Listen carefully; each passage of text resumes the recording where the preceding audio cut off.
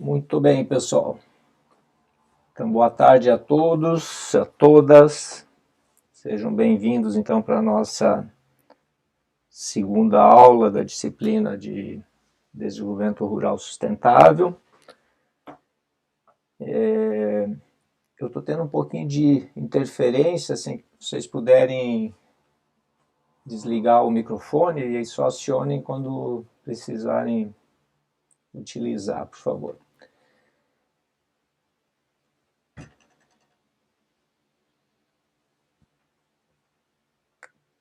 Desculpa, pessoal.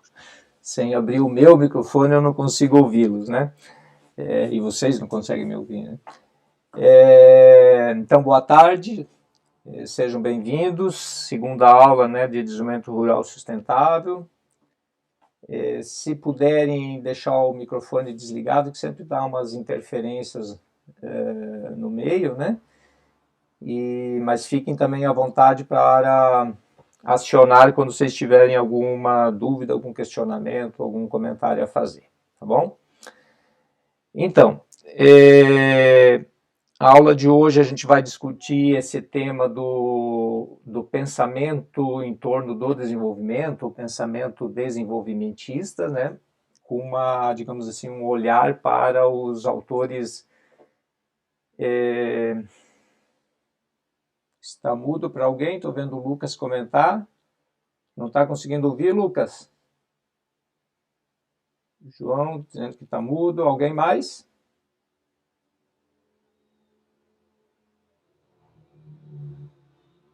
Estão me ouvindo? Normal. Sim, sim. Então acho que deve ser problema de... Ok. Ótimo. Então, eu dizia que nós vamos hoje discutir o tema do pensamento desenvolvimentista, em especial a contribuição dos autores clássicos, né? Eu vou tentar justificar para vocês o porquê disso, né?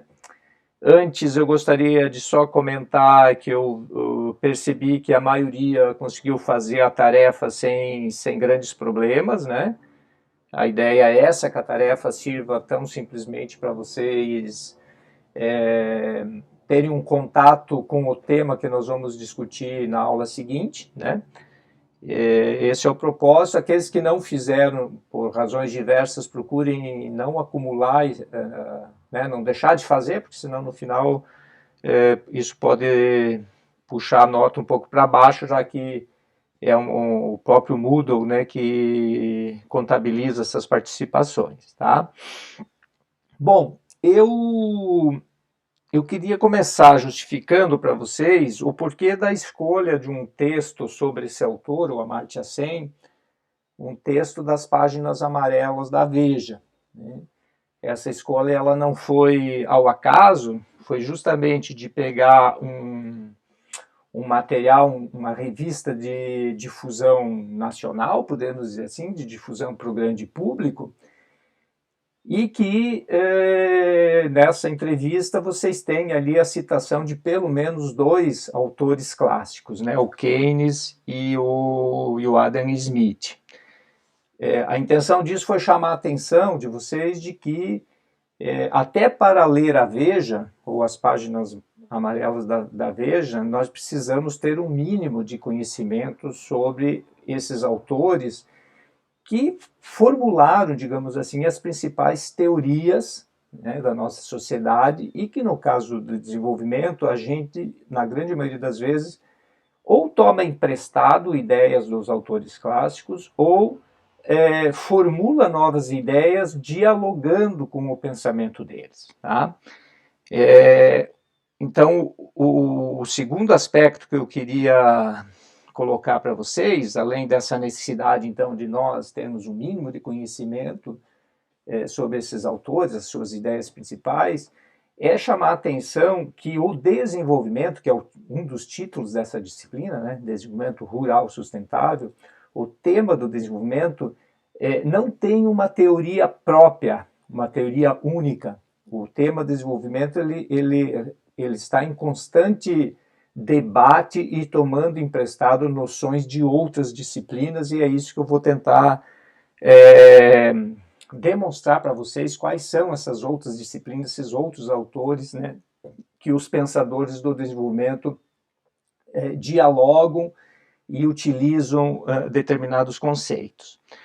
E a terceira justificativa é que esse autor da entrevista, o Amartya Sen, além de ter sido prêmio Nobel de Economia, de 98, é um autor que formulou, ele ainda é um autor vivo, né? É um autor que formulou, poderíamos dizer assim, uma nova escola de pensamento, a escola do desenvolvimento humano, tá? E que nós, do desenvolvimento rural, com muita frequência recorremos, às vezes até sem saber que ele foi um dos formuladores desse pensamento, recorremos a formulações dele, especialmente do livro que ele escreveu em 1999, Desenvolvimento como Liberdade. Tá? Então essas são as três justificativas principais de começar essa aula, né, utilizando esse texto e utilizando esse autor. Bom, eu vou seguir aqui essa apresentação que eu organizei para vocês, né, e sempre com aquela mesma, digamos, aquele mesmo princípio de funcionamento, né, de vocês, sempre que quiserem colocar alguma questão, podem me interromper sem problema, não precisam deixar para o final da minha apresentação. Eu continuo tendo interferência, gente, eu estou vendo que a maioria está com o microfone ligado, se vocês pudessem só desligar o microfone de vocês, para diminuir um pouco a interferência de ruído aqui no meu áudio, tá? Vamos lá, então. Deixa eu aumentar aqui. Muito bem. Em relação à origem da noção de desenvolvimento, pessoal, esse tema desenvolvimento, ele é relativamente recente. Se nós formos buscar um marco histórico, a gente poderia dizer que esse marco histórico é o pós-Segunda Grande Guerra Mundial, em torno da reconstrução da Europa e, na sequência, né, a descolonização de vários países africanos e asiáticos dos países europeus. E, a partir disso, então, se começa a falar, né, a formular o que hoje nós chamamos de desenvolvimento. Antes, quais noções se utilizava? Se utilizava muito o progresso, tá? E também crescimento econômico. O progresso, praticamente hoje não se utiliza tanto, mas crescimento econômico ainda está muito presente e alguns analistas tomam como sinônimo crescimento econômico e desenvolvimento. A gente vai ver aqui na disciplina que, no nosso caso, nós procuramos justamente diferenciar, né, essas duas noções, desenvolvimento e crescimento econômico.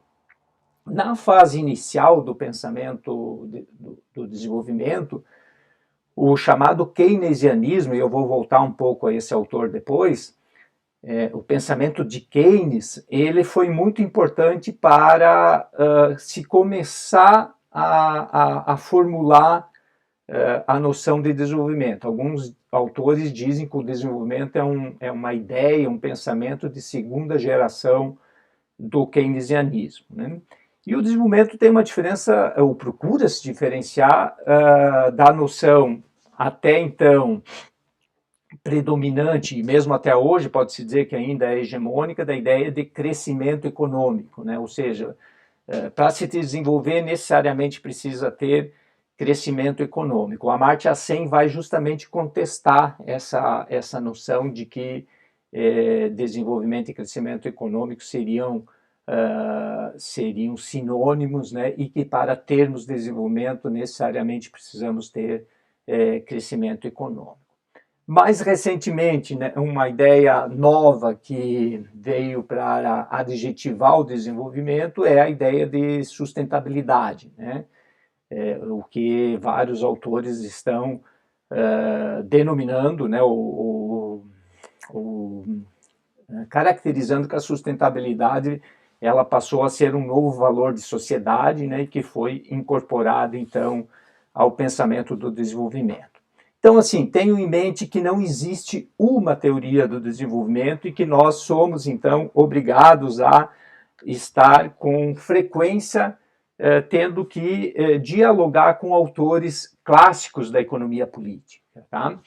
Então, quais são esses autores clássicos? Eu organizei um documento que está disponível na página do Moodle, bem sintético, né? Onde aparece, né, cada um desses autores clássicos e as ideias, a ideia central desses autores em torno esse diálogo com o tema aqui da nossa disciplina, que é o tema do desenvolvimento. Né? Então, o primeiro deles a primeira escola de pensamento é a escola liberal, o liberalismo. Os autores consagrados dessa escola o Adam Smith e o Ricardo, né? As ideias deles foram formuladas especialmente no século XVIII, e para a época as ideias foram extremamente, digamos assim, revolucionárias, né? Porque eles estavam justamente se contrapondo ao estado absolutista do mercantilismo que existia naquele período. Né? Então, hoje, o pensamento desses autores pode ser considerado, para alguns, né, não é unanimidade, evidente, um pensamento conservador, mas para a época deles foi um pensamento extremamente, digamos assim, avançado, né, questionando o domínio, o predomínio do Estado absolutista, controlando praticamente toda a economia da época. Um outro autor, e que é considerado um clássico da sociologia, né, o Karl Marx, e o pensamento marxista, né, ele formulou o paradigma chamado histórico dialético. Né? É um paradigma extremamente complexo, a ideia aqui não é que a gente desenvolva com profundidade, né? Precisaria ter um curso inteiro em torno desse pensamento e eu nem seria a pessoa mais habilitada para fazer isso. Mas o que eu chamaria a atenção do pensamento marxista para o desenvolvimento é a contribuição da análise histórica, né? Para nós compreendermos o modelo atual de desenvolvimento de um país, de uma região, de um município, né? A análise histórica é extremamente importante. Né? Inclusive, nós vamos ver no tópico sobre desenvolvimento territorial a ideia de microhistória, né? Ou seja, aqueles eventos que aconteceram naquela pequena região, naquele pequeno município onde nós vamos atuar, que sequer estão escritos, estão em livros históricos, mas são eventos históricos que para aquela população fazem sentido e explicam por que o desenvolvimento daquela região é de um jeito e não de outro. Né? Outra escola de pensamento da sociologia extremamente importante para quem trabalha com o tema do desenvolvimento é a sociologia da coesão social. E aí dois autores, né, o Durkheim e o sobrinho dele, o Marcel Mauss, estão, digamos assim, na base, ou na origem do que hoje nós denominamos de economia solidária. Então, uma ideia de que a sociedade ela tende e tem que ser buscada a coesão social, completamente ao avesso, digamos assim, do marxismo, que procura justamente mostrar o contrário, mostrar os conflitos sociais existentes entre as principais classes sociais. Né? Bom, indo mais para o tema que depois nós vamos aprofundar em outras aulas, né, que tem a ver com o desenvolvimento territorial, que é um estilo de desenvolvimento que nós consideramos bastante pertinente para quem trabalha no meio rural, né, para quem vai trabalhar em pequenos municípios com características rurais. E aí esse senhor chamado Alfredo Marshall, ele no início do século passado, do século XX, ele desenvolveu uma teoria bastante interessante num período onde a as grandes corporações, as grandes indústrias, o chamado modelo fordista, né, das grandes plantas industriais estavam em moda, o Marshall já naquela época percebia que existia uma outra forma de organizar a produção, que não eram as grandes unidades produtivas, mas eram as pequenas e médias. A concentração de pequenas e médias empresas num dado espaço, elas tinham um potencial muito grande de promover o desenvolvimento. Na época, o pensamento do Marshall foi considerado um pensamento desatualizado, como se ele estivesse teorizando algo que estava sendo ultrapassado, né, que não tinha como, a economia de escala iria predominar e essas pequenas e médias unidades deixariam de existir. Tá? Só que mais tarde se viu que o Marshall tinha razão, né, e que existem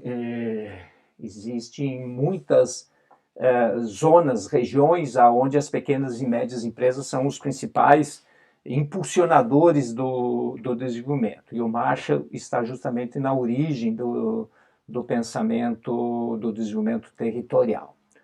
O Keynes, né, inclusive o Keynes foi aluno do Alfredo Marshall. O Keynes, por que ele é um teórico até hoje, um economista até hoje importante?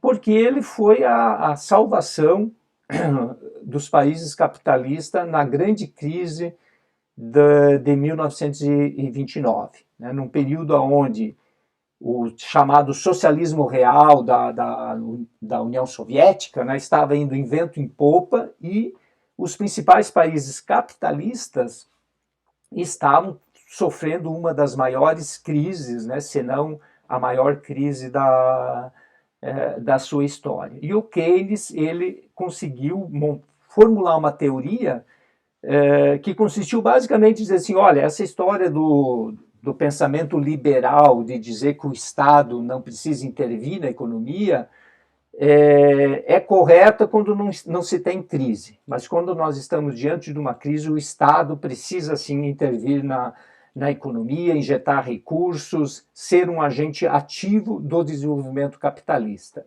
E com isso, a teoria keynesiana foi adotada nos Estados Unidos, em toda a Europa, no processo de reconstrução da Europa, e foi o que salvou, digamos assim, o capitalismo no período pós-crise de 29. E é justamente esse pensamento do Keynes, né, de dizer a economia capitalista precisa de um Estado forte, precisa de um Estado que intervenha na economia, é que vai digamos assim, se formular os principais argumentos em torno da ideia do desenvolvimento. Tema que o nosso autor, que nós vamos conversar em seguida, ele vai contestar, ele não concorda tanto com isso, ele é muito mais próximo do pensamento do Adam Smith do que o Keynes, mas isso nós vamos tratar logo na sequência. Antes disso, eu gostaria então de mencionar dois outros autores, né? Um é o próprio Amartya Sen, que nós vamos discutir, e o outro é o professor Ignacy Sachs. Ambos são autores contemporâneos, né? Eles estão ainda vivos. O professor Sachs já com uma idade bastante avançada. Eu tive o privilégio de ter assistido aulas do professor Sachs durante o meu doutorado na França, e ele é, digamos assim, o principal formulador na época dessa noção de ecodesenvolvimento e que depois evoluiu para a noção de desenvolvimento sustentável. Então, suas formulações teóricas são em torno da questão da sustentabilidade do desenvolvimento. O desenvolvimento precisa levar em consideração a sustentabilidade ambiental, mas também a sustentabilidade social. E o outro autor é o que vocês leram e que nós vamos discutir, que é o Amartya Sen, né? E o Amartya Sen, o seu grande mérito foi de formular uma teoria em torno do desenvolvimento humano. E aí, antes de eu passar então para aprofundar o Amartya Sen, eu queria ver com vocês se alguém tem algum questionamento dessa primeira parte mais geral sobre influência desses teóricos clássicos no pensamento desenvolvimentista. Alguma dúvida, algum comentário, qualquer tipo de observação que vocês acharem pertinente.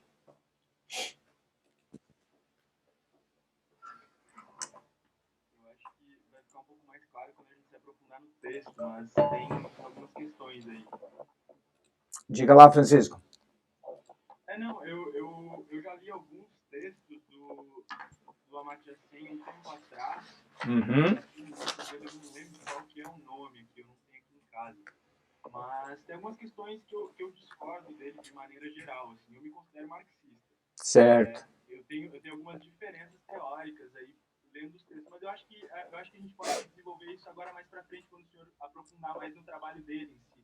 Esse começo dos clássicos eu acho que está bastante explicitado pelo professor. Tá bom, tá bom. Mas eu aproveitaria dizendo assim que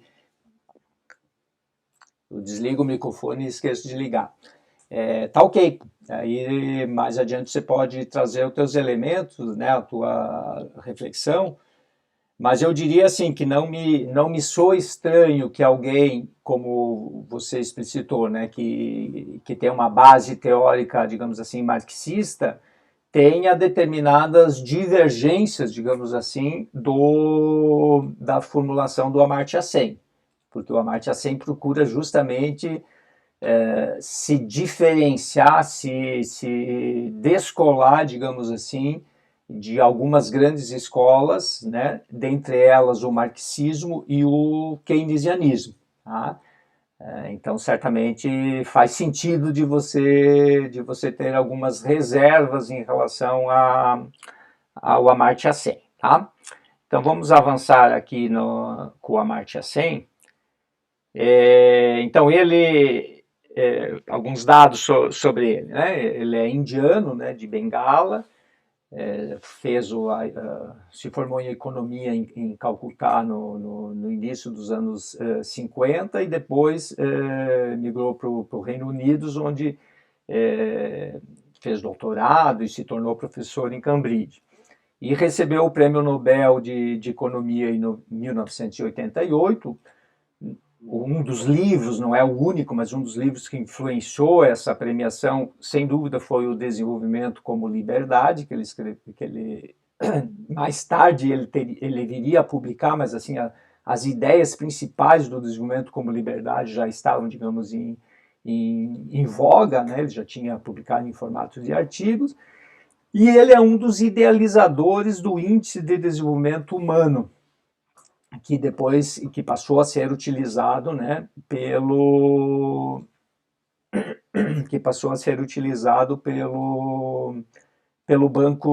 Banco Mundial.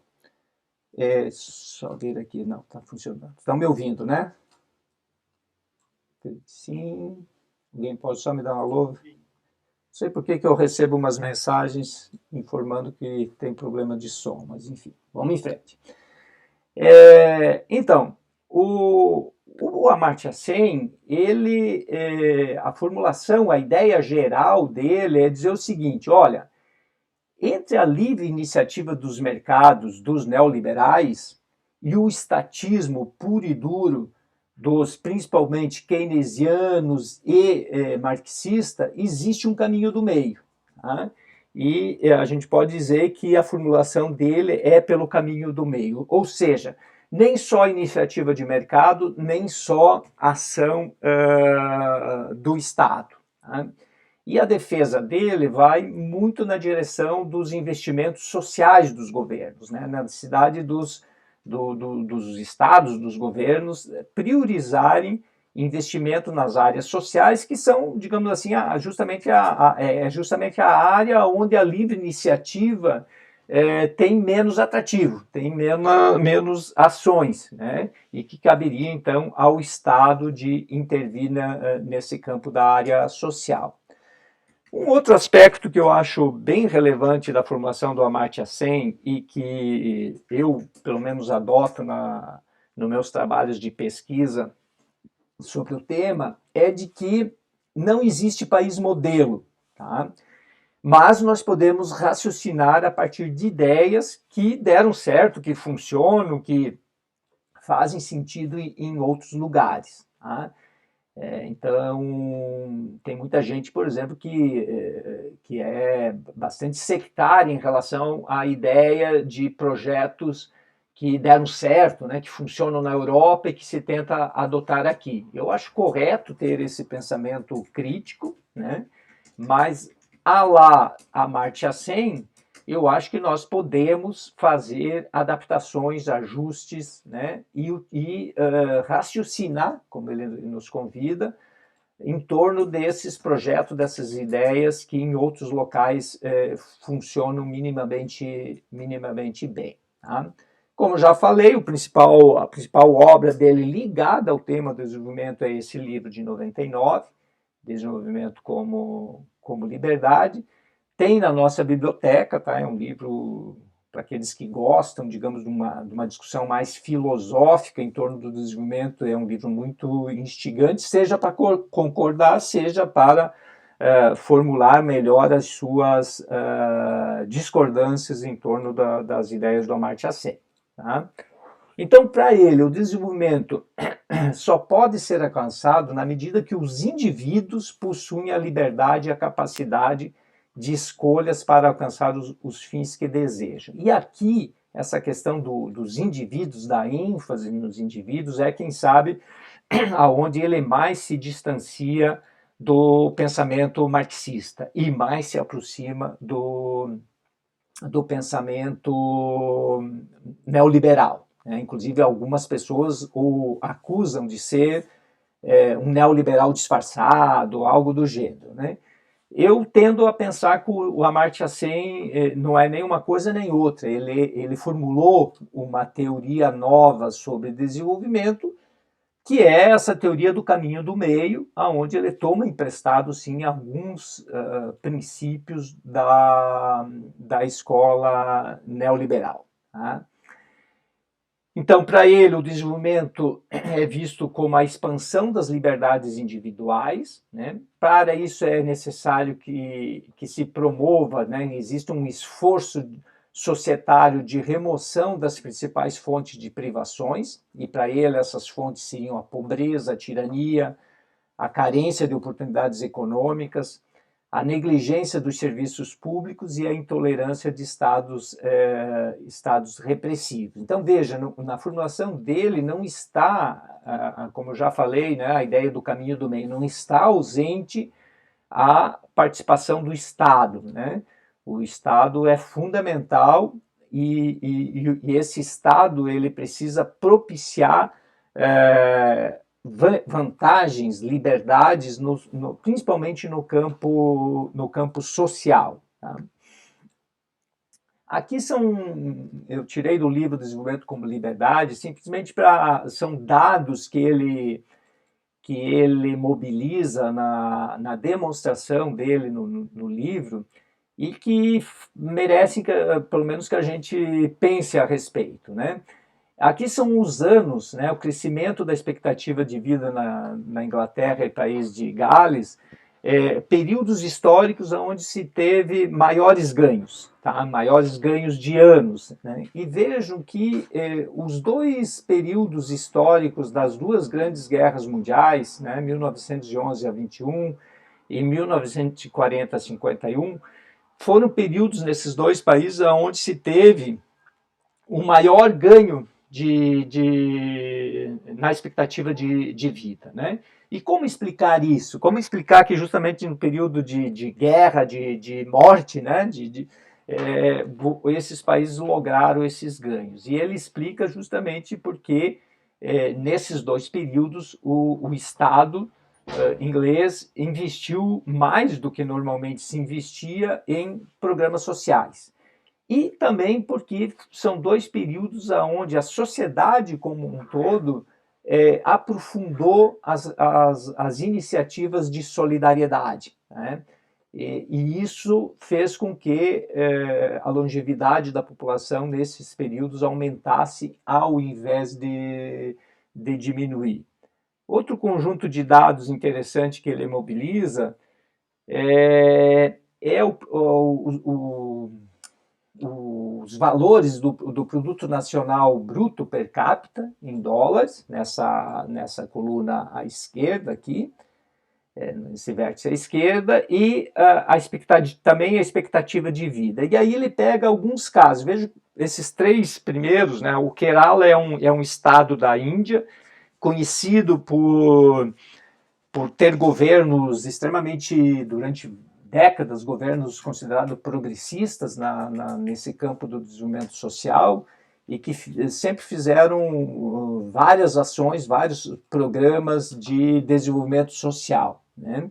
Então pegou o Kerala, a China e o Sri Lanka, que tem essa coluna mais escura, né, de cada um deles, é a renda per capita. Tem uma renda per capita, um produto nacional bruto per capita extremamente baixo, mas com expectativas de vida maiores, né, extremamente elevadas, quando comparado a outros países que tem renda per capita mais importante. Então ele pegou dois casos inusitados da Namíbia e do Gabão, que são dois países africanos que, comparado com os países africanos, têm renda per capita alta, em função de minério de diamante,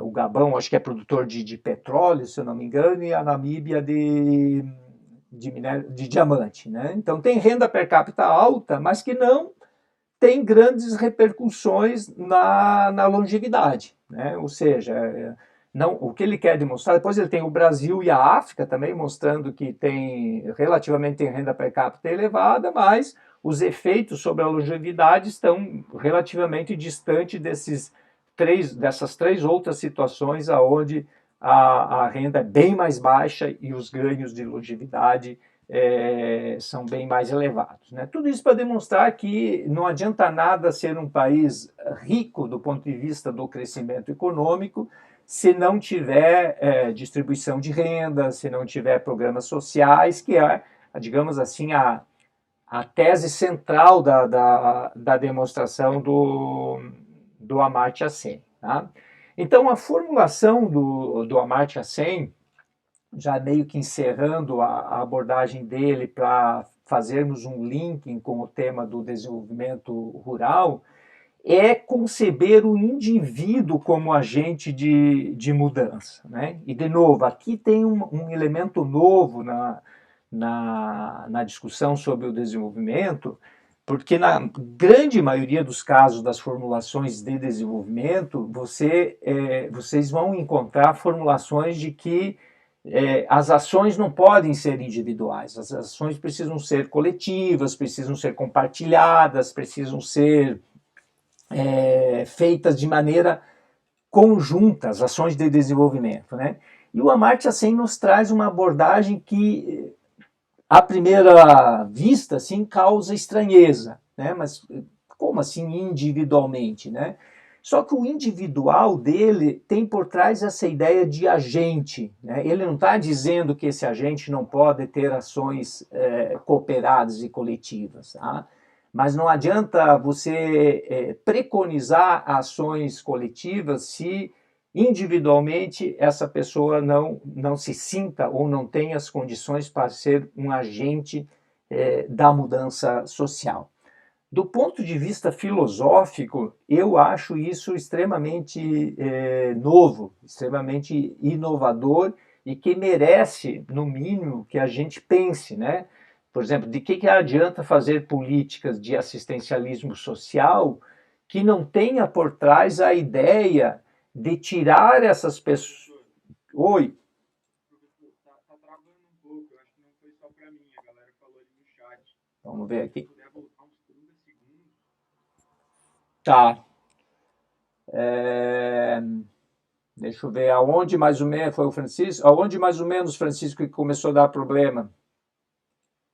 Nessa parte aqui do agente? E um pouco depois, o senhor já tinha falado ali da interpretação dele, que não seria simplesmente individual, e a partir daí. Então, se eu deixar a minha tela sem ampliar, fica muito ruim para vocês visualizar, se ficar desse jeito que está agora. Tá ótimo. Tá ótimo? Que aí fica melhor que eu fico vendo o chat, senão eu não consigo acompanhá-los no chat. Então, o que eu estava tentando dizer é de que uma interpretação mais apressada do Amartya Sen tenderia a rotulá-lo como um liberal, como alguém que diz, não, os indivíduos precisam ter a liberdade para fazer as suas escolhas e para ter os seus ganhos individuais. Eu acho esse tipo de interpretação um pouco apressada, sabe? E que não retrata exatamente a formulação do Amartya Sen, que tem por trás essa ideia do agente, né? Esses indivíduos, vamos imaginar situações de pobreza, onde passam a receber ajudas assistenciais do governo, do Estado, né? Eles podem ficar eternamente recebendo essas ajudas sociais se esses programas não tiverem imbuídos, né, não tiverem a concepção, a filosofia de que essas pessoas precisam se tornar agentes do seu próprio desenvolvimento. Eles precisam ter a iniciativa, ter as condições, ter educação, saúde, enfim, as liberdades, como diz o Amartya Sen, para se tornar agentes de mudança. E essa ideia de agentes de mudança, em nenhum momento o Amartya Sen vai dizer que não pode ser de maneira cooperada, coletiva, associativa, junto com os seus pares, entende? Então, acho que essa é a principal diferença da ideia do Amartya Sen, desse indivíduo como agente de transformação, agente de mudança, que é muito diferente do individualismo metodológico do pensamento neoliberal. Tá? Deixa eu ver aqui como é que eu avanço.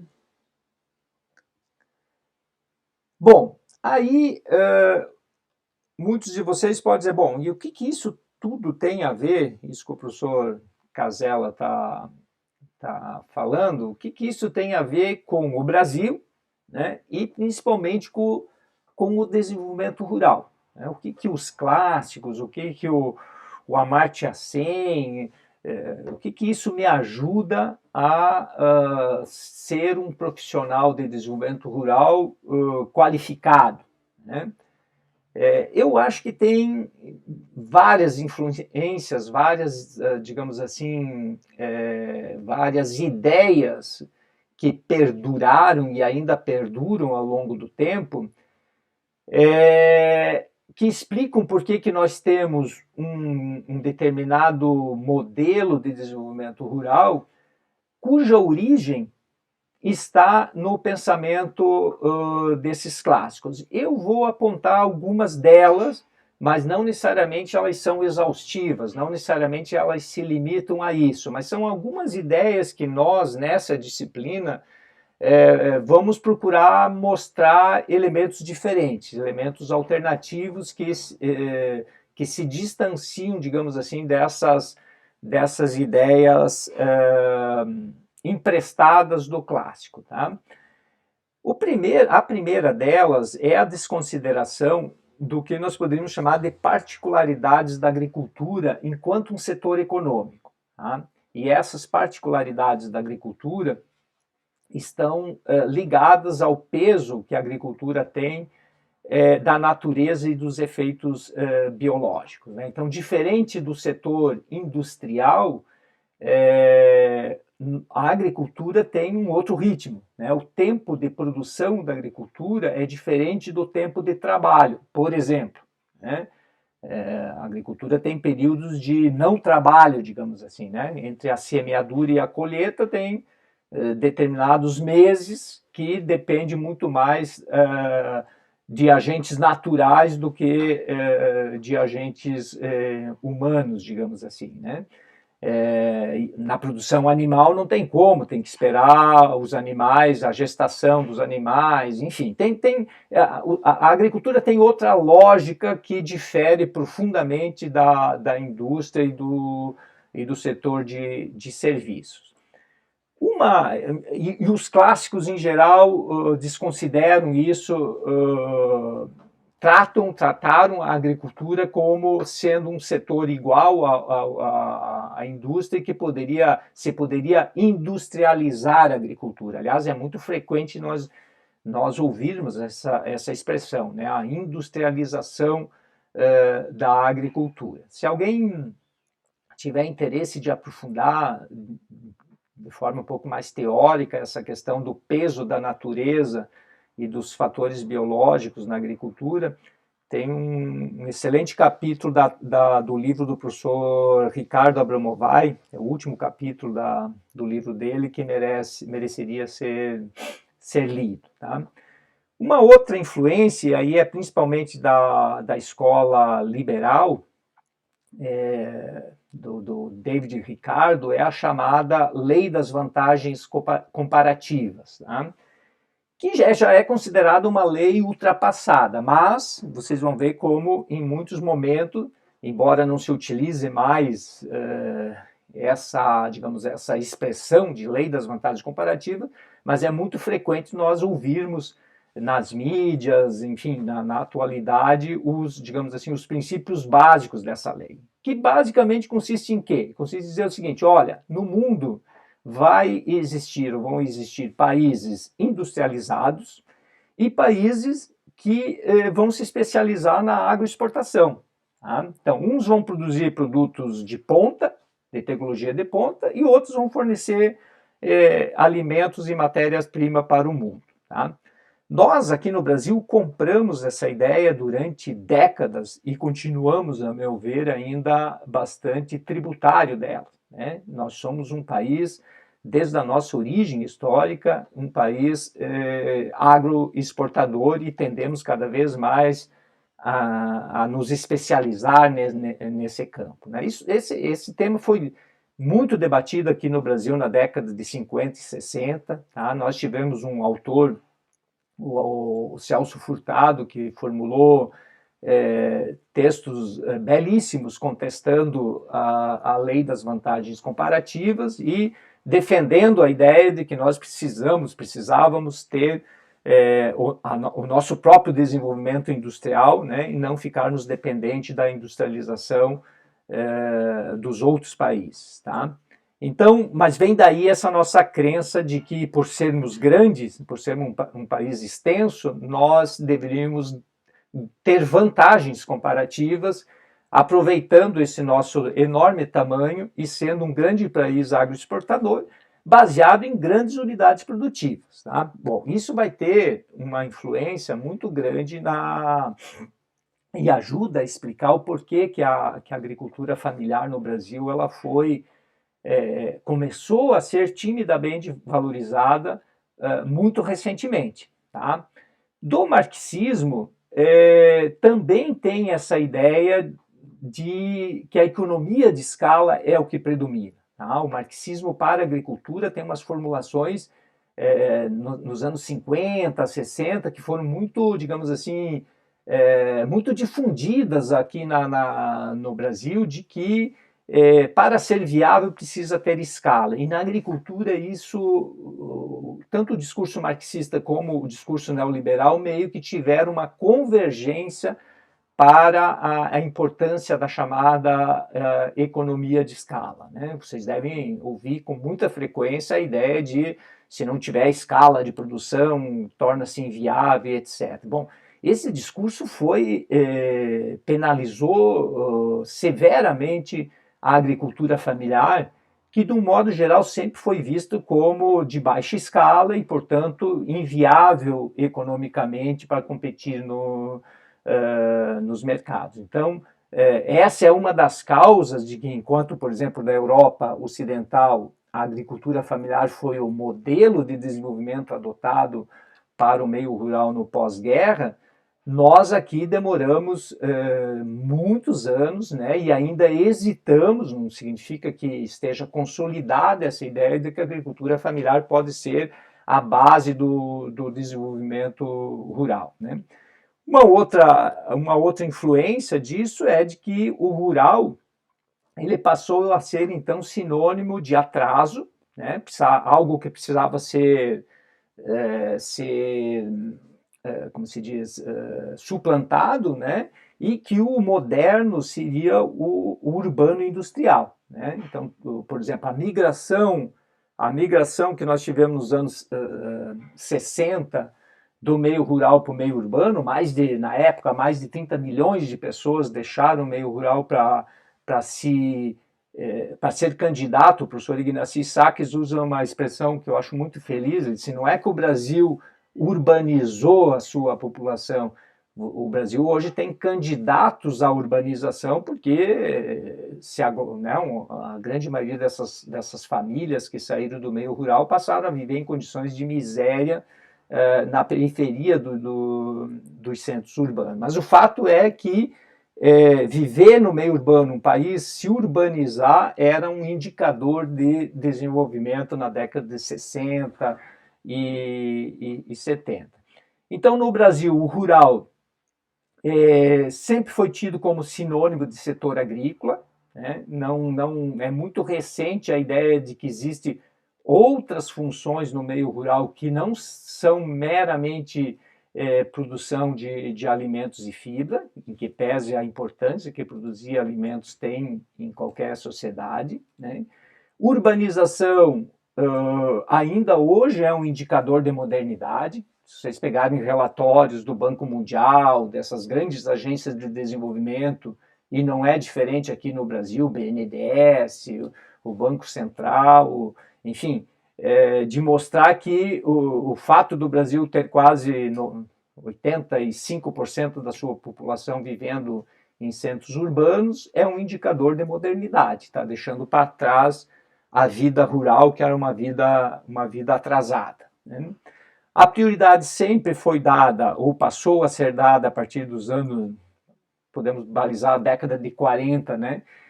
Em torno um desenvolvimento de indústrias brasileiras e a agroexportação desde o início da formação do nosso país, né?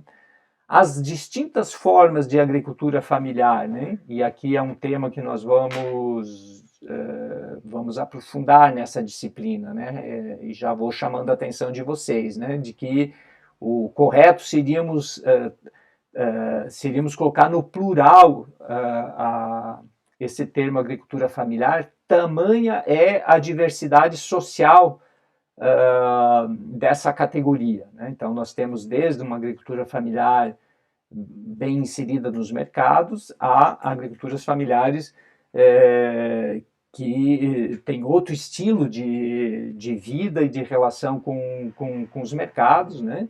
Então, compreender a diversidade social da agricultura familiar vai ser um dos propósitos da nossa disciplina, tá?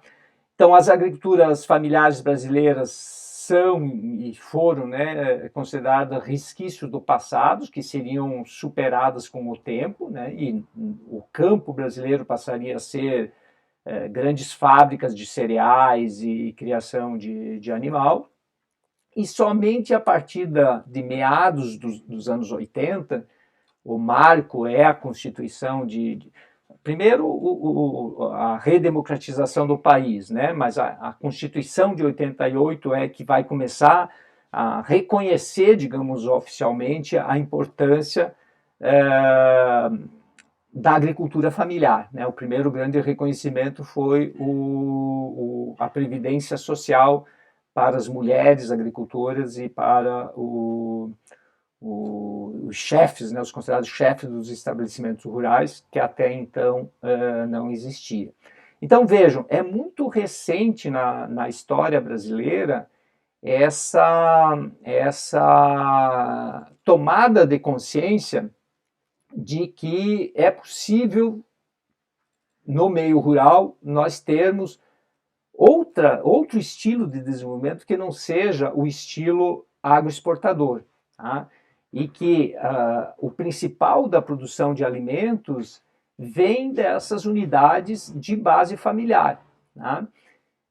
E que em outros países isso já vinha sido feito, já tinha sido adotado como, digamos, eixo de desenvolvimento rural no final da Segunda Guerra Mundial. Quer dizer, teve uma escolha aqui no Brasil, né, a meu ver, bastante impulsionada pela lei das vantagens comparativas, de que o nosso rural seria um rural de grandes unidades agroexportadoras. Bom, o fato é que, por mais que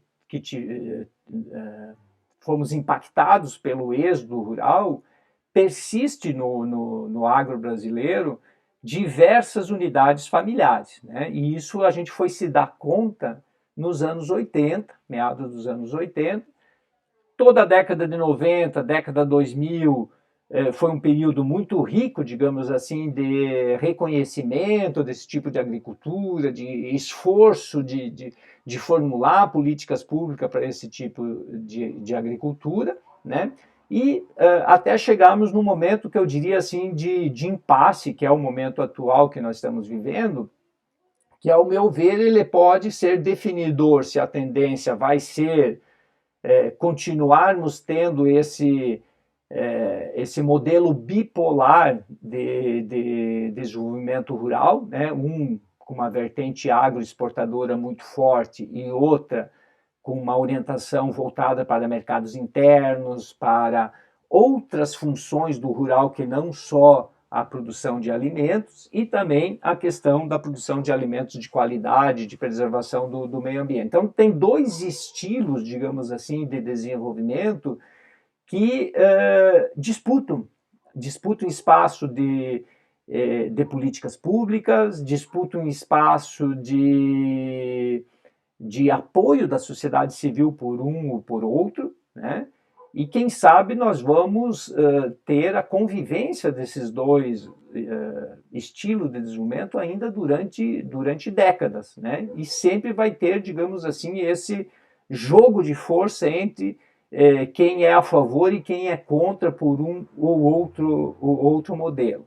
Mas ainda é muito, a meu ver, ainda é muito incipiente essa ideia de que o desenvolvimento da agricultura familiar é um desenvolvimento que veio para ficar. Tá? Eu acho que é um estilo de desenvolvimento no meio rural que ainda carece de políticas públicas na linha do que o Amartya Sen preconiza, no sentido que assegure que a diversidade social da nossa agricultura familiar possa representar um trunfo de desenvolvimento, ao invés de nós interpretarmos como sendo estilos de agricultura que não merecem grandes apoios do Estado, porque representam resquícios do passado. Então, eu finalizaria e abriria agora para ver se a gente troca algumas ideias sobre esse assunto, em torno disso, assim, do quanto que a nossa agricultura familiar, ela, nem toda agricultura familiar é uma agricultura familiar modelo, inserida em mercados. Ao contrário, a gente vai ver na discussão de políticas públicas que em torno de 1/4 da agricultura familiar brasileira, 1 milhão e poucos unidades produtivas, é uma agricultura familiar pobre, é uma agricultura familiar que depende de ajuda social, é uma agricultura familiar com pouca terra, é uma agricultura familiar que às vezes não é proprietária da terra, ela renda, parceiro, é ocupante, então tem uma fragilidade jurídica em torno do acesso à terra, aonde as formulações do Amartya Sen são extremamente importantes. Tá? E aí, finalizando, diria assim, nós que somos os profissionais do desenvolvimento rural, por uma questão de tradição histórica, a grande maioria das organizações que promovem o desenvolvimento rural, elas foram formatadas, foram criadas, foram concebidas para trabalhar com essa agricultura familiar bem integrada nos mercados. Aquele tipo de agricultura familiar que responde digamos assim, ao nosso discurso técnico, né? Que compreende o nosso discurso técnico, que tem condições de operar o nosso discurso técnico, mas é importante que nós tenhamos em mente de que existem outras agriculturas familiares que não necessariamente têm, digamos assim, essa colagem, né, com o discurso que nós, profissionais das ciências agrárias, normalmente fazemos, com a formação que nós recebemos nas nossas universidades, né, e que leva que no meio rural você tem um público dos agrônomos, dos profissionais de ciência rural, digamos assim, e um outro público de agricultores, de famílias rurais, que é um público do serviço social. Tá? Então é essa clivagem, essa divisão entre o que é social e o que é econômico que eu acho que nós precisamos romper, né? Precisamos incorporar na nossa formação essas outras categorias de agricultores familiares, que nem sempre fazem parte daquele público, né, que o serviço de extensão rural tradicionalmente trabalha e pensa políticas públicas, pensa tecnologias a serem levadas para esses agricultores. Bom, gente, essa é a provocação inicial que eu queria fazer sobre o pensamento do desenvolvimento, tá? Em síntese, chamar a atenção para vocês de que não existe uma teoria do desenvolvimento, que existem teorias no plural, que muitas delas a gente está sempre emprestando ou debatendo com esses autores clássicos da economia política, ora nos aproximando de um, nos distanciando de outros, né? E que, no caso específico desse autor que eu coloquei em evidência, o Amartya Sen, ele nos chama atenção para esses casos aonde o que falta são condições para poder usufruir da liberdade de escolha, né? E passar de uma situação de paciente para ser agentes da própria mudança social. Então eu gostaria, assim, a ideia é que isso seja uma espécie de pano de fundo da nossa disciplina e da nossa discussão sobre o tema do desenvolvimento rural. E que nós somos tributários de um modelo de desenvolvimento rural que relegou a segundo plano a agricultura familiar. Tá? Se nós voltarmos na análise histórica do desenvolvimento, a gente vai ver que é recente que a gente começou a pensar ações com essa categoria de agricultores que são os agricultores familiares. Tá? Então é década de 80, ou seja, nós estamos aí com 30, 40 anos de ações, né? Às vezes com maior ênfase, às vezes com menor ênfase, né? Mas 40 anos numa história longa não é muito tempo. Tá? Então ainda é muito frágil o arcabouço de ações institucionais que nós temos em torno desse estilo de agricultura e de modelo de desenvolvimento. Tá? Então eu paro por aqui e passaria a ouvi-los. Jéssica, se possível. Do Ricardo Abramovay? Tá, eu mando para vocês. É um livro, tá, Jéssica? Eu tenho ele, eu posso ou escanear, ou eu indico e vocês tentam ver se encontram. Eu não sei se tem alguma versão eletrônica, tá? Do livro dele. É um livro já antigo, assim, antigo que eu digo acho que é início da década de 90, mas eu disponibilizo, sim, a referência. O título geral do livro é Paradigmas do Capitalismo Agrário em Questão, tá? E o nome do autor vou pôr aqui no chat, é Ricardo Abramovay. O Ricardo Abramovay é professor, acho que já aposentado, da FEA USP, tá? E o título é Paradigmas do Capitalismo Agrário. Paradigmas. É um excelente livro, viu? Quem gosta de de revisitar autores clássicos, boa parte do que eu estou colocando está nesse livro. Paradigmas do Capital Agrário em Questão. Tá? Muito bem. Francisco, você gostaria de colocar alguma das questões que você mencionou antes, ou se sente contemplado? Algum outro colega que queira, eventualmente? Eu posso falar um pouquinho, para ver se a gente dá um início. Vai lá. Então, essa ideia do caminho do meio me incomoda um pouco. Uhum. Um pouco do resgate que alguns liberais de hoje, que vão lá, seguidores de Mises, por aí, a galera que fala que imposto é roubo, vai estar colocando, né?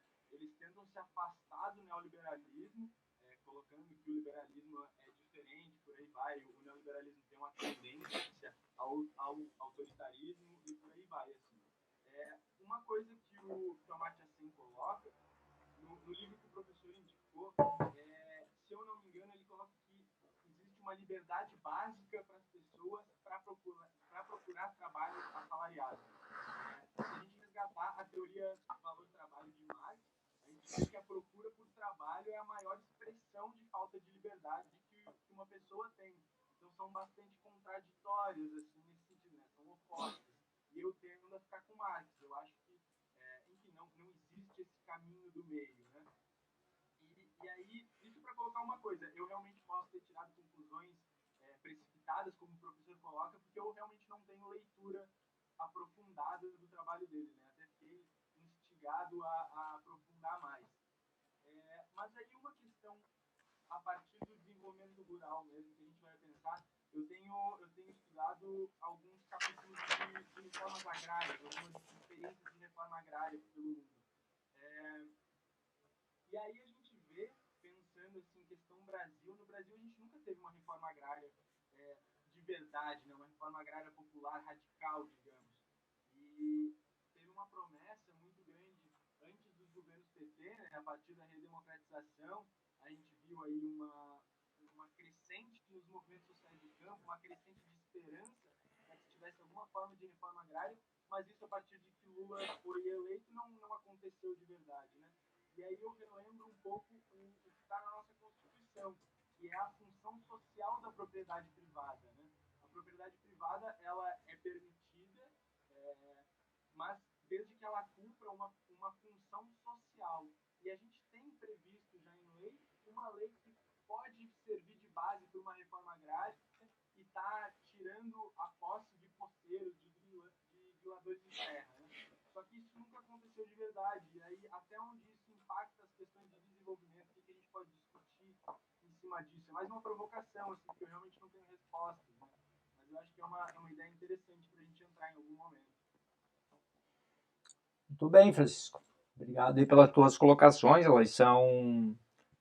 elas são bem pertinentes, né? Enfim, eu teria vários elementos aqui que eu poderia colocar para discutir contigo, né? Contigo e com o grupo de colegas que estão participando da aula, né? Sobre esses temas. Mas eu vou colocar uma mais geral que para você pensar, tá? E não significa que você tenha que mudar de orientação, né? Porque isso não existe, né? Você já tem uma formação com marxismo e se identifica com essas ideias e é uma corrente de pensamento extremamente poderosa, né? Tanto é que todo mundo que estuda sociologia, existe três grandes pensadores que são considerados os pais da sociologia, né? Um deles é o Max Weber, o outro é o Durkheim e o terceiro é o Marx, né? Então, o senso comum às vezes tem a ideia do Marx como aquele revolucionário, né? Que escreveu o Manifesto Comunista, co-escreveu, né, junto com Engels, e que defendia o comunismo, etc, etc, e esquece que o marxismo tem o Marx formulou uma teoria sociológica poderosa, né? O materialismo histórico dialético, ele é uma escola de sociologia. Agora, o pensamento marxista, aí que eu queria te provocar um pouco, Francisco, ele tem, como é que eu vou te dizer assim, ele bate de frente com a ideia do desenvolvimento. Por que, que ele bate de frente? Porque no marxismo existe a ideia central que é superar o capitalismo, né? A construção de uma nova sociedade que não seja que não tenha por base a exploração do homem pelo homem, né? Ou seja, passa por superar o modelo capitalista. O desenvolvimento não, tá? O desenvolvimento não tem essa ambição. O pensamento desenvolvimentista, ele é um pensamento dentro, digamos assim, dos princípios norteadores de uma sociedade capitalista, né? Seria como você dirimir os extremos, né? E aí que entra o pensamento do caminho do meio, né? do Amartya Sen. Aí você pode dizer, bom, mas então é um pensamento conservador, né? Sim, para alguém de formação marxista, o pensamento desenvolvimentista ele é conservador, você não vai encontrar a ideia de construir uma sociedade fora dos moldes do capitalismo. O que se busca é maior igualdade social, né? Inserir o maior número possível de atores nas ações de desenvolvimento. Então tem um debate que nós poderíamos ficar a tarde toda e quem sabe mais dias discutindo, né? Em que medida o pensamento do desenvolvimento faz sentido. Tá? Tanto é que existe hoje em dia uma corrente muito forte, inclusive de várias pessoas de formação marxista, que é chamados neocolonialistas ou pós-desenvolvimento, né, que meio que apregou uma ideia de que não faz mais sentido falar em desenvolvimento. Tá? Bom, nós temos no nosso currículo de agronomia uma disciplina que se chama Desenvolvimento Rural Sustentável. Né? Então, a minha função aqui é trazer para vocês a origem desse pensamento, o que esse pensamento desenvolvimentista pensa para o meio rural. Mas certamente muitos pensadores marxistas vão dizer, olha, tudo isso é balela, tá? Tudo isso não faz muito sentido. Sobre a reforma agrária, também um tema extremamente central, né? E você colocou bem, assim, nós nunca tivemos uma reforma agrária radical. Né? Nós somos um dos países com maior concentração de terra no mundo. Tá? Mas eu queria chamar a atenção para um dado importante. 1/4 da agricultura familiar brasileira, tá? Nós temos hoje no Brasil 4 milhões e 300, em torno tá? de 4 milhões e 300 mil unidades. Nós vamos discutir isso, nós vamos ter uma aula sobre os resultados do censo agropecuário e esses dados vão estar mais presentes. Tá? 1.200.000, 1.300.000 da agricultura familiar brasileira é tributária, são agricultores assentados, tá? Pelos diferentes planos de reforma agrária que nós tivemos. Tá? Eu acho que, concordando contigo que não tivemos uma mudança radical da estrutura fundiária, mas não fosse essas distintas formas de pressão de organizações sociais, nós teríamos 1 milhão a menos de agricultores familiares. Então, a velha teoria do copo meio cheio ou meio vazio, né? Eu tendo a olhar para o copo meio cheio no sentido, poxa, que resultado fantástico que as organizações do campo tiveram de conseguir mesmo com todas as forças contrárias, conseguir hoje 1 milhão de agricultores assentados. Tá? Eu, inclusive, acho, Francisco, e nós vamos tratar disso nessa disciplina, de que existem outras políticas públicas de acesso à terra que não deveriam ser negligenciadas no sentido de nós pensarmos de constantemente estarmos renovando nossa agricultura familiar. Tá? Por exemplo, o que fazer com uma pequena unidade produtiva familiar, cujo proprietário são idosos e não tem sucessores, né? A reforma agrária não faz sentido para esse tipo de situação, porque a ideia da reforma agrária são grandes áreas, né, desapropriar grandes áreas de terras, dividir para pequenos agricultores. Mas tem uma quantidade enorme de unidades agrícolas familiares que estão na iminência de não ter sucessores. O último censo, o penúltimo já tinha nos indicado isso, e o último reforçou.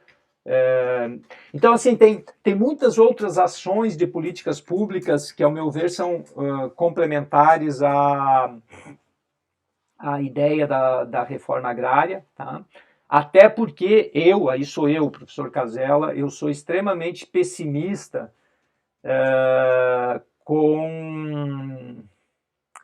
com a viabilidade nos próximos anos aí de ações de assentamento de agricultores sem terra, né? Eu acho que o cenário político não abre nenhuma possibilidade nessa direção e quem sabe é um momento de se recorrer a outros instrumentos, tá?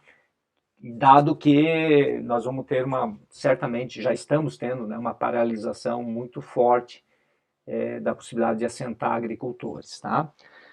Mas em linhas gerais, eu tenho concordância contigo, tá? E esse é um tema, do ponto de vista teórico, né? A discussão entre marxistas, né? Ou pessoas com formação marxistas e a ideia de desenvolvimento, ela tem embates.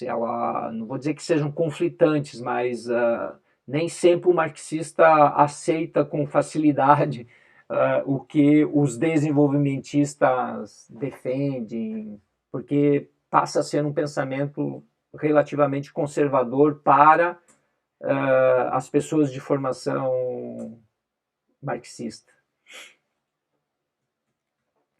Pessoal, além do Francisco, alguém mais gostaria de fazer algum comentário do texto que vocês leram, do Amartya Sen? Alguma dúvida? Mariana, por favor, Mariana. Eu não sei quem pediu antes, Mariana ou Ana. Pode falar, Ana.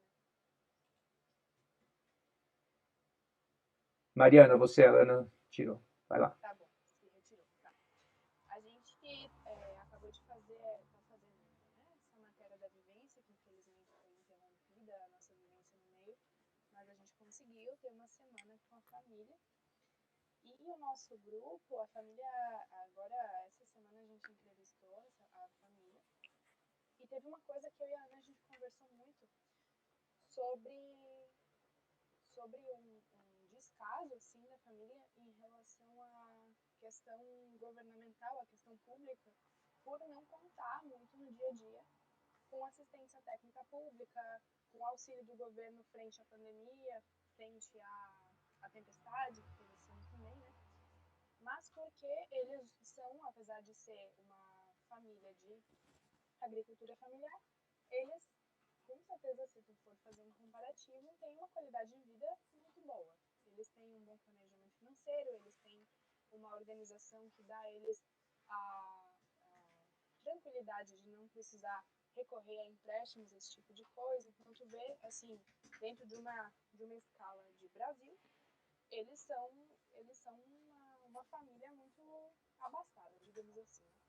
E o que eu acho muito legal a gente ter esse contato é a gente entender que, com certeza, a gente está tendo uma vivência em agricultura familiar em Santa Catarina, mas essa pluralidade da agricultura familiar no Brasil é muito fundamental.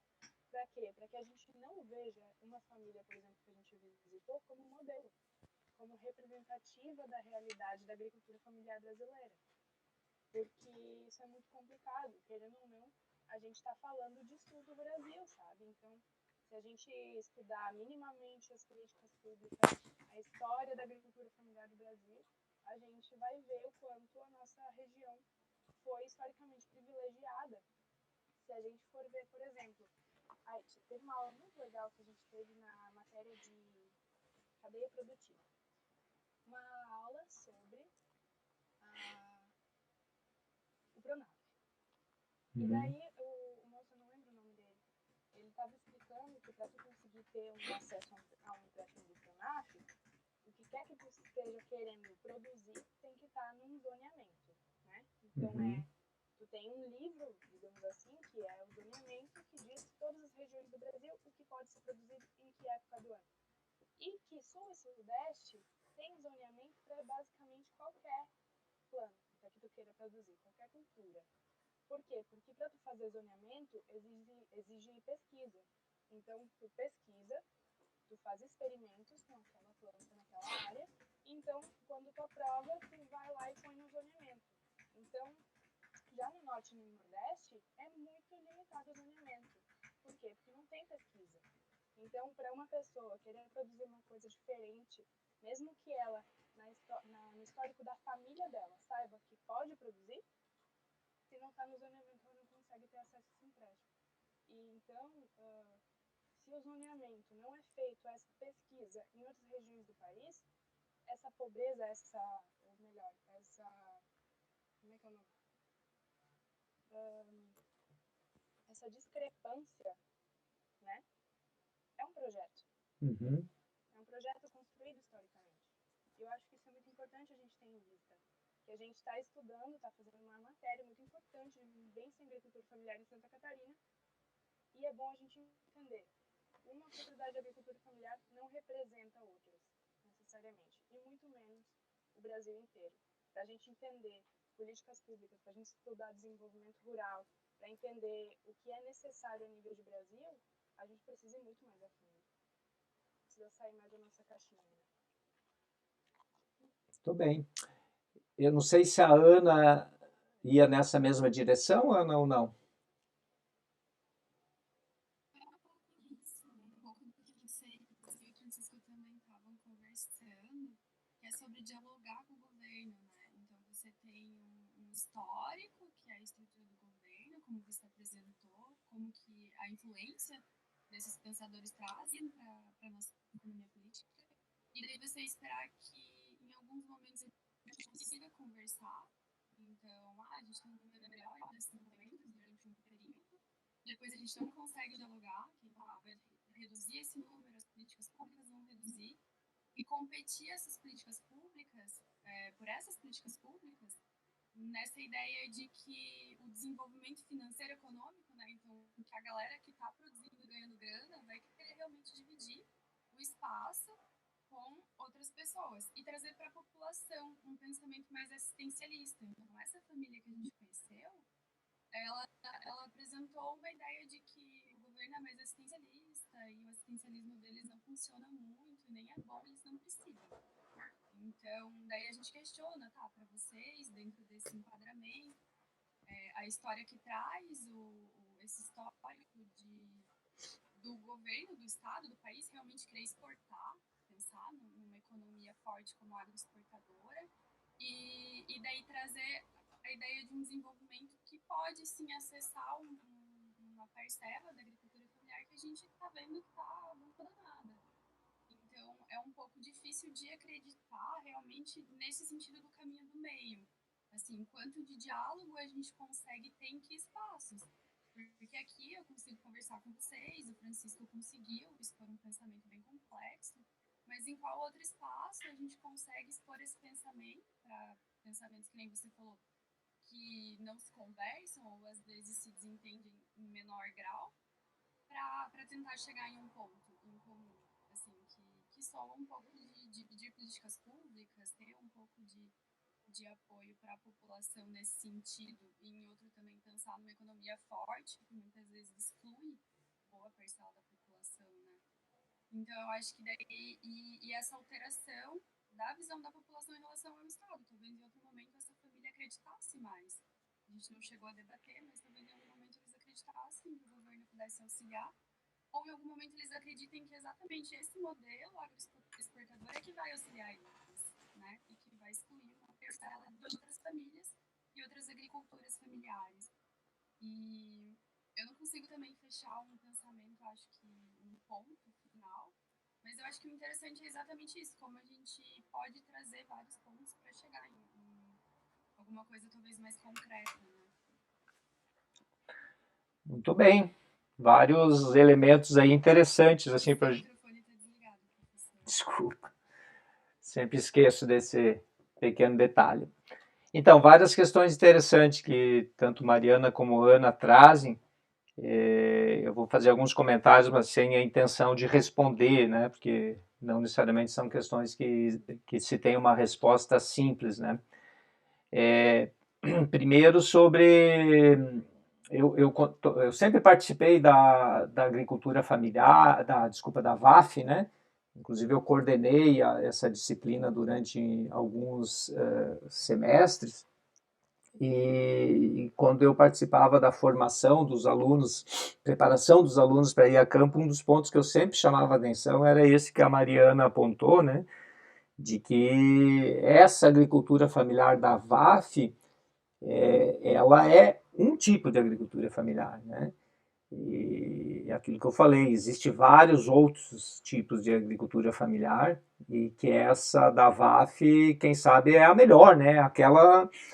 São aqueles agricultores familiares, esse caso de vocês é bem elucidativo, né? Uma família bem inserida no mercado, a ponto, por exemplo, de sequer ter interesse a pegar o Pronaf, que é um crédito subsidiado, né? O Pronaf é um crédito que foi conquistado pelas organizações dos agricultores familiares, não foi assim o Estado brasileiro de uma hora para outra resolveu formular uma política pública para os agricultores familiares, não, teve muita pressão, muitas marchas dos agricultores familiares, das organizações dos agricultores, o Grito da Terra, que é o evento que historicamente foi organizado com esse propósito, né, de conseguir políticas públicas específicas para a agricultura familiar. Mais adiante eu vou recomendar um capítulo de livro que eu e 2 outros professores escrevemos, que é um histórico da agricultura familiar que mostra, histórico do Pronaf, né, que mostra essas diferentes pressões feitas, né. Mas com certeza, assim, tem várias outras agriculturas familiares que não daria de nós colocarmos no cardápio da VAF, dada a precariedade, a dificuldade de se fazer uma vivência, ainda mais no modelo antigo, que era ficar na casa dos agricultores, jamais seria aceito esse tipo de agricultura, que a gente incluísse esse tipo de agricultura familiar na VAF. Então é importante que vocês tenham essa noção, né, de que esses agricultores da VAF, eu não conheço, infelizmente nas 2 versões que teve em Biguaçu eu não pude participar, eu estava de licença formação e não fui, então como eu sou do oeste de Santa Catarina, eu tenho muito a imagem do agricultor familiar do oeste do estado e confesso que conheço muito pouco essa agricultura familiar aqui do entorno de Florianópolis, tá? Mas com certeza elas também têm, deve existir agricultores familiares pobres também aqui no nosso entorno, tá? O que eu poderia dizer para vocês é assim, olha, o caminho do meio também não é um caminho dado, tá? Também não é um caminho que os agricultores familiares, as organizações dos agricultores familiares construíram muitos caminhos do meio, tá? Mas com muita organização social por trás, com muitos movimentos sociais, com sindicatos, tá? com pressão política. Então, nós temos no Brasil uma tradição muito grande de políticas públicas de desenvolvimento rural altamente centralizadas, de cima para baixo, que inclusive é o tema que nós vamos tratar na próxima aula, né? Como é que a gente inverte isso? Como é que a gente consegue fazer esse caminho ascendente, de baixo para cima, né? É aí que entra o pensamento do desenvolvimento territorial, que vai ser, digamos, um dos nossos propósitos aqui nessa disciplina, é instrumentalizá-los nessa temática, tá? Mas assim, de novo, um pouco a resposta que eu dei para o Francisco, sem ter a ambição, gente, de que vai ser a solução para todos os males, tá? Mas, digamos assim, é um dos espaços, uma das margens de manobra que a gente tem enquanto agentes de desenvolvimento rural termos formação, termos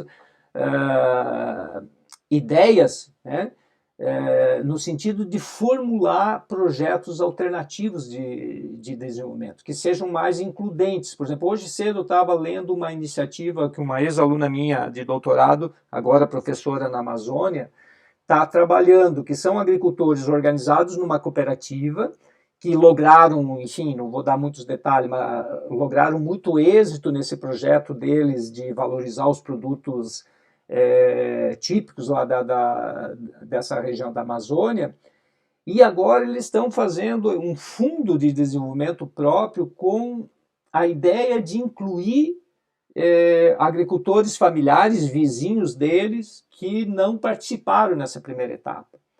Então, assim, o tema da solidariedade territorial, esse é um assunto que nós vamos discutir, né? Em que medida esses agricultores familiares melhor inseridos nos mercados, que têm acesso à assistência técnica, que recebem o crédito rural subsidiado, qual a margem que esses agricultores têm de serem solidários nas ações de desenvolvimento? É um tema pouco discutido no meio rural, pouco discutido entre as instituições que trabalham com o desenvolvimento. Mas nós, quando formos discutir o tema dos ODS, tá, dos Objetivos do Desenvolvimento Sustentável, um dos ODS é a pobreza rural. Tá? Então, se o próprio território, se as pessoas que vivem nesse local onde tem pobreza rural sequer se dão conta de que tem pobreza, fica muito difícil de operacionalizar um objetivo do desenvolvimento sustentável. Então, cabe a nós também, como agentes de desenvolvimento, eu faço muito isso com a pesquisa, que quando vou fazer pesquisa num território, estar olhando para aquelas situações de pobreza também, não só para aqueles agricultores que estão melhor integrados no mercado. Quando a gente vai formular uma ação de desenvolvimento, precisamos também chamar atenção para esse público que não compreende ou não adota a linguagem técnica que nós, agronomeses, utilizamos. Né? Então, como é que pode se pensar em ações que integrem também essas famílias empobrecidas dos territórios? Aí, com isso, eu queria, gente, chamar a atenção de vocês para a sequência aí das nossas aulas. Tá? Na semana que vem, nós vamos ter... Eu tive que juntar 2 módulos em função dos feriados que nós vamos ter nessa disciplina, tá? No dia da disciplina. Então vai ser uma aula bastante densa do ponto de vista teórico, e eu precisaria da ajuda de vocês para que ela seja minimamente compreensível, tá? E aí vocês têm, eu sugiro a leitura de um texto meu com o professor Carrier, tá? Sobre uma introdução ao tema do desenvolvimento territorial. Então, aqueles que têm interesse em conhecer melhor essa formulação, vocês poderiam ler pelo menos a primeira parte mais histórica desse texto, tá? E também sugerir, porque na semana que vem vai abrir o fórum, que é um outro trabalho que vocês vão fazer na disciplina. E o fórum vai ser sobre os ODS, os Objetivos do Desenvolvimento Sustentável. Em síntese, assim, a ideia dessa discussão do ODS é dizer o seguinte: em que medida os ODS representam um potencial a ser mobilizado nos territórios, nos projetos de desenvolvimento territorial, para se acessar recursos financeiros, para formular ideias inovadoras no meio rural. Tá? Então, eu queria ouvir a opinião de vocês. Né? A tendência geral é dizer assim, esses objetivos são formulados por grandes organizações internacionais e acabam não tendo nenhum impacto, nenhuma repercussão lá no pequeno município, lá na pequena comunidade rural. O material que eu estou disponibilizando para vocês vai na contramão desse tipo de formulação. tá? Tenta mostrar que não, que pode sim representar trunfos, ideias para que se promova o desenvolvimento territorial, inclusive em zonas rurais, tá? Então, tem dois textos, um do Verdaguer e do Favaretto, e outro só do professor Favaretto. Vocês elejam um, pelo menos, para dar uma ideia, para vocês terem uma ideia, e com isso vocês vão estar qualificando, digamos assim, os argumentos de vocês para o fórum. Além disso, tem o site, que está disponível ali, o site do Sustentáculos, é um site organizado, idealizado pelo professor José Eli da Veiga, aonde vocês têm todos os objetivos do desenvolvimento sustentável, vocês têm um conjunto de pequenos vídeos iniciais feitos pelo professor José Eli da Veiga, que reforçam vários dos argumentos que eu utilizei hoje aqui em torno da ideia, do desenvolvimento. Ele fala do Amartya Sen, ele é um grande defensor do Amartya Sen. Então tem várias atividadezinhas aí que vocês podem fazer, devem fazer, inclusive para que a nossa aula da semana que vem não seja tão, digamos assim, pesada teoricamente, tá? Então já fica aí a propaganda e vai começar o fórum, vocês vão ter 3 semanas para fazer essa discussão no fórum sobre os objetivos do desenvolvimento sustentável. Gente, mais alguma colocação, estilo o que Ana, Mariana, né, Francisco fizeram? Alguém que tem uma opinião diferente?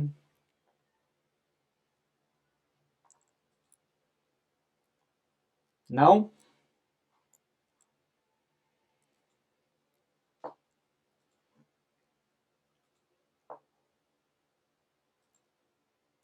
Bom, então, contemplado nas falas. Muito bem, Thaís. Tá bom. Então, se ninguém tiver nenhuma outra colocação, né, a ideia aqui a gente nunca vai esgotar esses assuntos ligados ao desenvolvimento, né, tem um fundo, digamos assim, filosófico muito grande, né, então a ideia é levantar temas, né.